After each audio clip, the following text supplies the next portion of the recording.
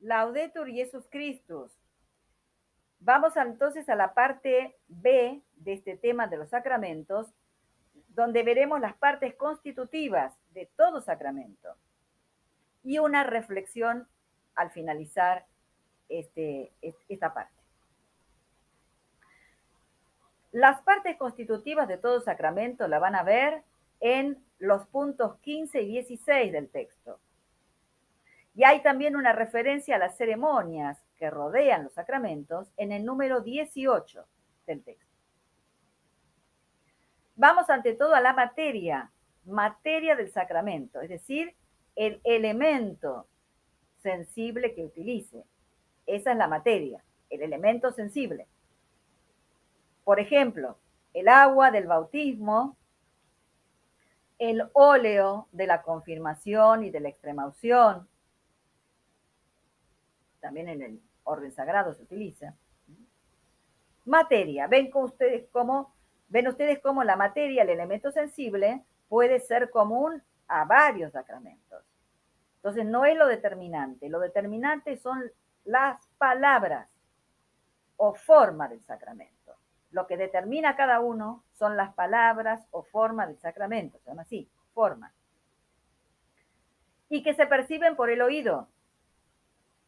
Por eso, dirá San Agustín, únese la palabra al sacramento, únese la palabra al elemento y se hace el sacramento. Esa es la forma. Únese la palabra al elemento sensible, y se hace el sacramento. Lo que determina que el elemento sensible sea tal sacramento o no es la palabra que se pronuncie sobre él. Y atención a lo que remarca el punto 17 del texto. Los sacramentos en el Nuevo Testamento tienen tan determinada la forma verbal que si ocurre separarse de ella, no pueden existir. Repito, en el Nuevo Testamento, los sacramentos tienen tan determinada la forma verbal, quiere decir las palabras que se utilizan, son tan determinadas que si ocurre separarse de ella, no pueden existir. El que no observa, el que no dice exactamente las palabras que corresponden, no produce sacramento. Dependen de las palabras exactas. O sea, que no puede alterarse la forma o las palabras de los sacramentos, de manera que ya no signifiquen lo mismo. Por ejemplo, una modificación sustancial, se llama así, cuando las palabras son sustancialmente modificadas y ya no significan lo mismo. Si sucede esto, no hay sacramento. Cuidado. Tenemos entonces la materia, que es el elemento sensible, que puede ser común a más de un sacramento, pero lo que determina a cada uno son las palabras concretas, ¿eh? Que son fijas.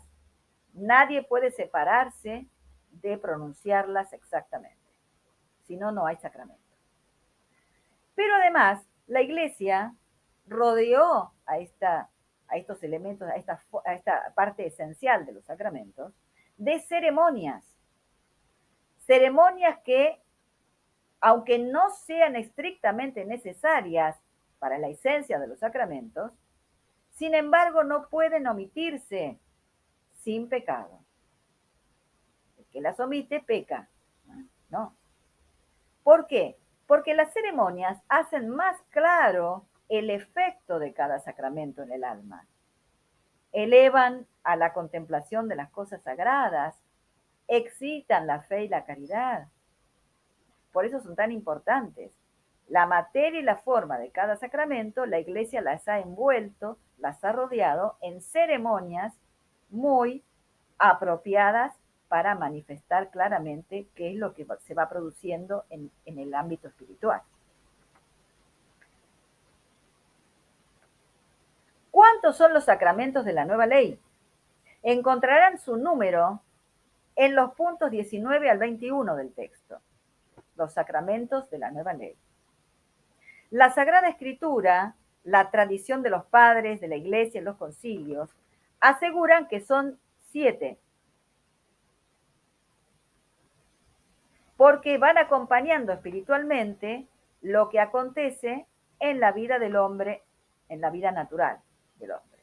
Así, por ejemplo, al nacer, el nacer, crecer y alimentarse, corresponde el sacramento del bautismo, de la confirmación, de la Eucaristía. Enfermar o morir puede suceder, sucede, que uno se enferma y muere. Tenemos entonces el sacramento de la penitencia para las enfermedades del alma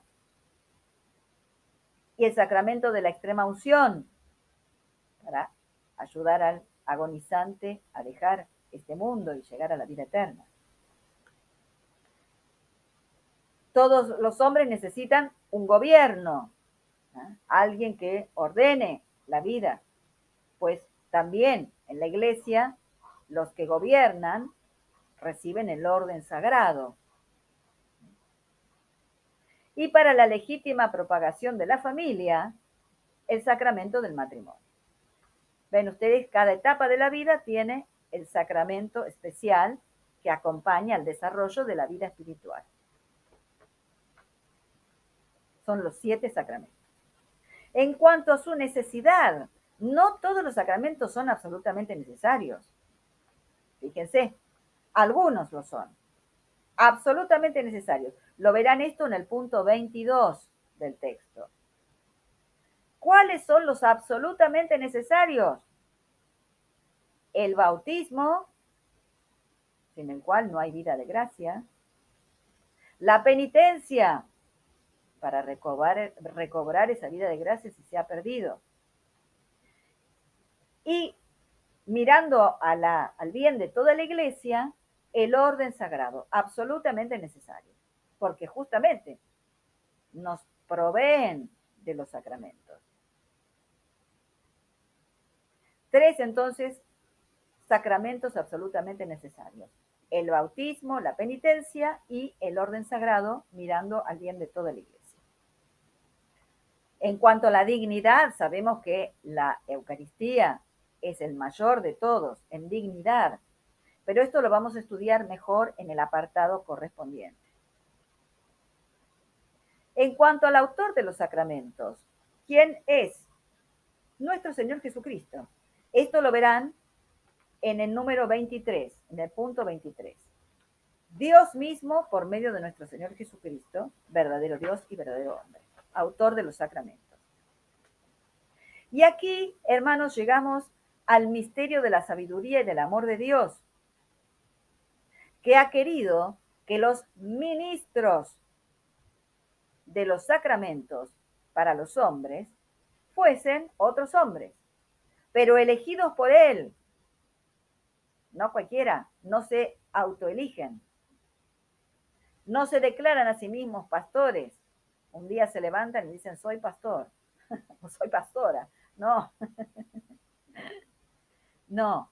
Ministros de los sacramentos son los hombres elegidos por Dios para que sanen e instruyen a los hombres. No los ángeles, sino hombres elegidos por Dios.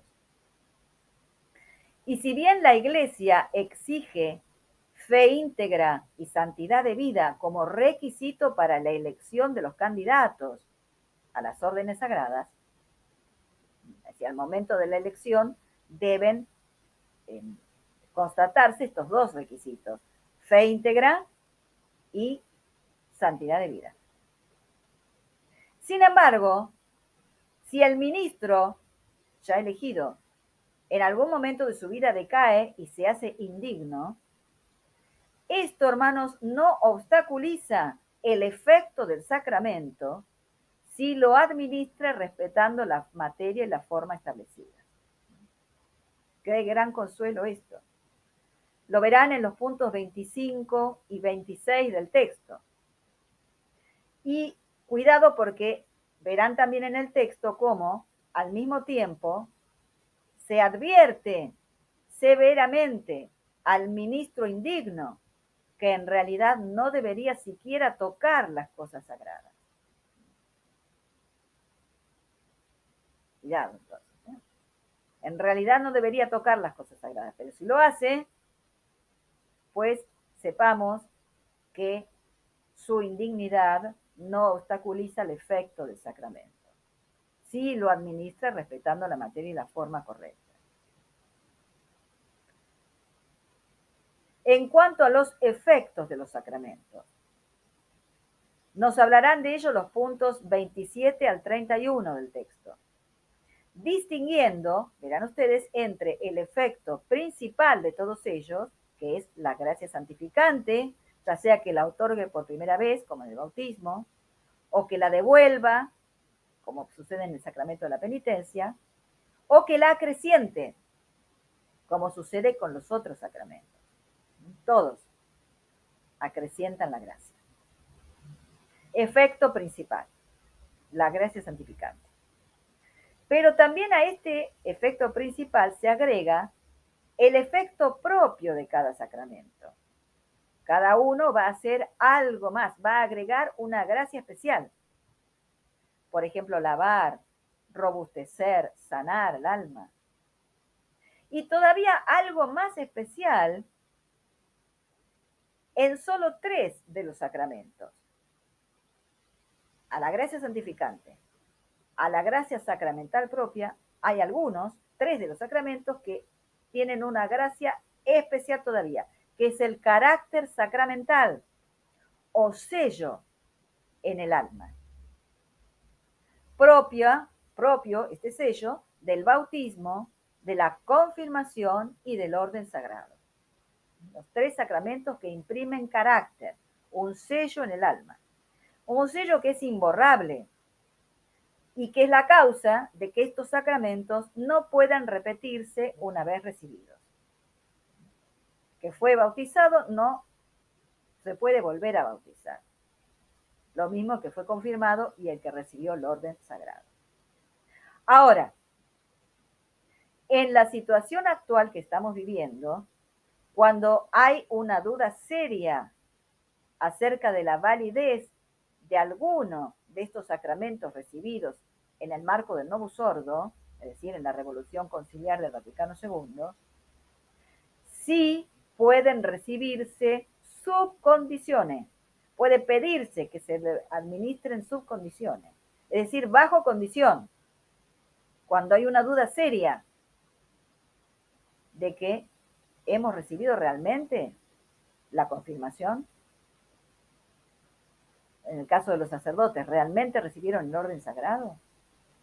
Se puede pedir el sacramento bajo condición. Sobre todo el orden sagrado, del que siempre tiene que haber seguridad absoluta acerca de la validez. No puede quedarse con una probabilidad. Probablemente sea válido. No. Tiene que haber certeza absoluta. Y esa certeza absoluta solamente la otorga el rito verdadero, no el rito nuevo.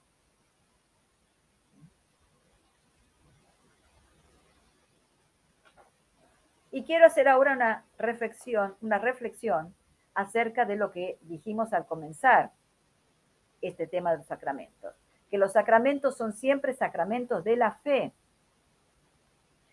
lo cual significa que jamás pueden separarse, jamás pueden recibirse al margen de la fe verdadera. Es muy común, lamentablemente, hermanos, un reduccionismo litúrgico, fomentado incluso por malos pastores que no quieren tener problemas y que les dicen a los fieles que, bueno, no importa, vayan, que total vayan porque ustedes reciben los sacramentos, vayan a pedir los sacramentos y no importa quién vaya. No, los sacramentos jamás pueden recibirse al margen de la fe verdadera. Prestemos atención a lo que nos enseña Santo Tomás de Aquino en la Suma Teológica, la tercera parte, cuestión 64, artículo 2, en la respuesta a la objeción tercera. Lo detallo bien para que vayan ustedes y lo lean. Dice, los apóstoles y sus sucesores son vicarios de Dios en el gobierno de la Iglesia, constituida sobre la fe, y los sacramentos de la fe. La iglesia está constituida sobre la fe y los sacramentos de la fe. Por lo tanto, de la misma manera que a ellos, los apóstoles y los vicarios de Dios, no les es permitido fundar otra iglesia, tampoco les es permitido transmitir otra fe, ni instituir otros sacramentos, pues se dice que la iglesia de Cristo ha sido construida por los sacramentos que brotaron del costado de Cristo, pendiente de la cruz. Repito, no les es permitido a los sacerdotes en todos sus grados fundar otra iglesia, ni transmitir otra fe, ni instituir otros sacramentos. Fíjense, hermanos, surge inmediatamente en esta respuesta de Santo Tomás la relación intrínseca entre fe, iglesia, sacramentos de la fe. Fe, iglesia, sacramentos de la fe. Como hemos visto el año pasado, al estudiar el credo, al aceptar la fe revelada, somos incorporados al cuerpo místico de Cristo, que es su iglesia. La fe recibida nos hace miembros de la iglesia. Y como hemos aceptado la fe revelada, podemos recibir los sacramentos instituidos por nuestro Señor, que la expresan y la alimentan. Los sacramentos expresan y alimentan la fe. Por eso repite Santo Tomás que los sacramentos dependen de la fe. Ahora, si los encargados del gobierno de la iglesia la deformaran fundando otra iglesia, obviamente estarían transmitiendo otra fe, porque a otra iglesia corresponde otra fe. No la fe revelada por Dios, que es la que dio origen a la única iglesia por él fundada. A esa otra iglesia corresponde otra fe. Y por lo tanto, hermanos, ya no estarán allí los sacramentos verdaderos, porque ahora esa otra iglesia, otra fe, necesita otros sacramentos que la expresen y la alimenten. ¿Entienden entonces ahora la enormidad de este problema? Esto es justamente lo que se produjo a partir de la muerte del Papa Pío XII y la revolución del Vaticano II. Otra fe, cambiaron la fe y por lo tanto es otra iglesia y por lo tanto hay cambio en los sacramentos. Como conclusión de este primer punto, queda claro entonces que debemos formar bien nuestra inteligencia católica y rechazar de plano todo reduccionismo sacramental o litúrgico. Los fieles católicos no podemos ir a buscar la misa y los sacramentos al margen de la fe verdadera. No podemos acercarnos habitualmente a sacerdotes que no guarden la fe íntegra y enseñen doctrinas extrañas a lo que la Iglesia mandó siempre. No podemos tampoco ir a sacerdotes manifiestamente herejes y cismáticos, e incluso a los que se manifiesten perversos, los depredadores de almas inocentes. Solamente en caso de peligro de muerte podríamos solicitar los sacramentos a sacerdotes herejes y cismáticos, si usaran estrictamente el rito de la Iglesia Católica, si no hubiera un sacerdote católico a quien recurrir. Eso es así de claro y así de grave. Por eso les pedimos que presten atención a esto que acabamos de explicar y por supuesto lo desmenuzaremos en el Zoom, Dios mediante, que tendremos en la primera clase, en el día 24 de febrero.